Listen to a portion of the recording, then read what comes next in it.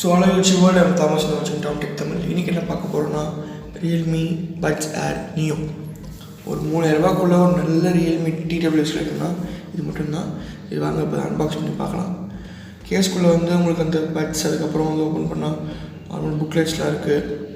கீழே வந்து ஒரு சார்ஜர் வந்து மைக்ரோ யூஸ்பில் கொடுத்துருக்காங்க. அதனால் வந்து உங்களுக்கு வந்து எப்போ வேணும் யூஸ் பண்ணேன்னா வந்து இப்போ டைப் சி இருந்தாலும் வந்து மைக்ரோ யூஸ்பி தான் வந்து அவ்வளோவா வந்து ரூல் பண்ணி எல்லாத்தையும் ஓப்பன் பண்ணால் உங்களுக்கு வந்து பட்ஸ் இருக்குது.